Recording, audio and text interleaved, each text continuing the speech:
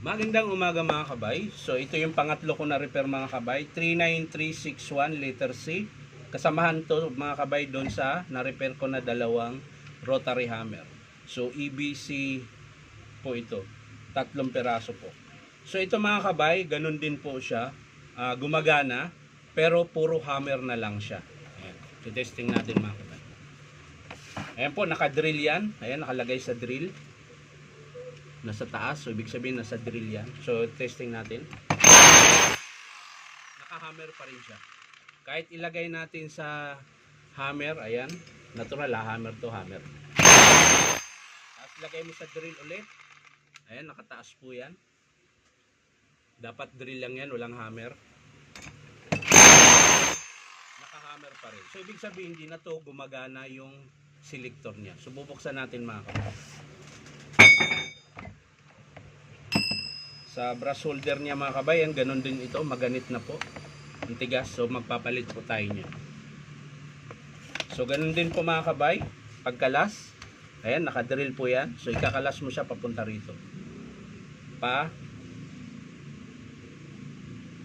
Ayan, pakaliwa. So ayan mga kabay, ganun din ito, putol. Ayan. Tapos, ayan, sira din po yung kanyang, wala na po yung tenga. Ayan, yung spring mga kabay nandito na pitpit. Ayan, papakita ko po sa inyo.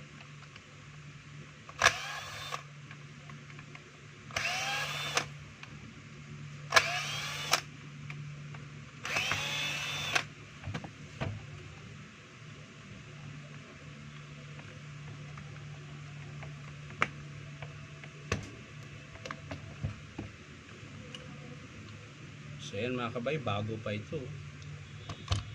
So ayan mga kabay, hindi naman nakalas yung spring. Ang problema po na pitpit.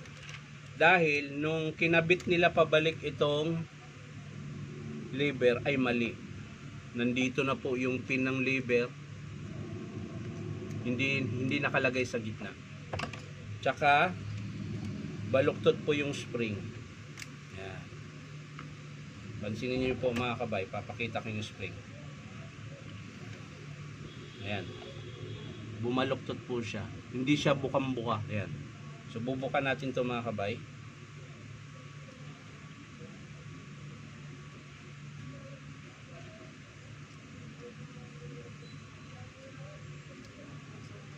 Pati kabila.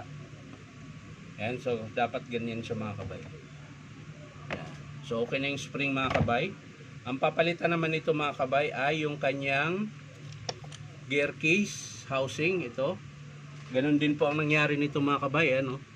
Natanggal po yung kabilang tenga. Ayan, dapat. Kaya po siya wala ng lock. Ayan.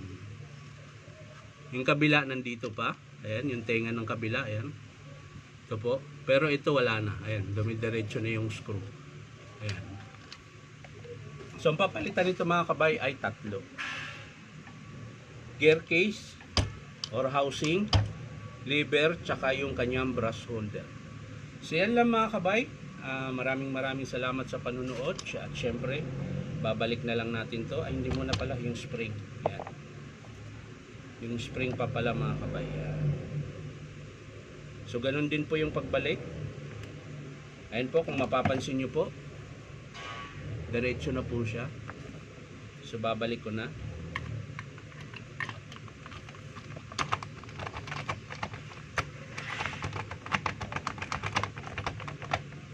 Yan. Atin na pong ibalik.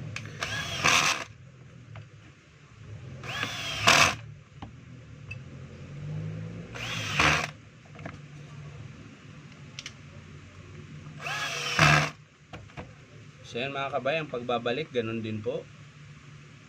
Ayan. Kung paano nyo kinalas, ganun din po ang pagbalik. Tapos didiin nyo lang.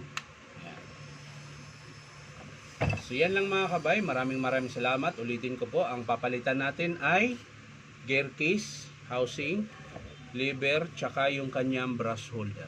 So maraming salamat mga kabay sa panonood at pa-like and share na rin po. At syempre po, subscribe nyo po ito aking YouTube account na Inom Tabay. So maraming salamat. Bye-bye.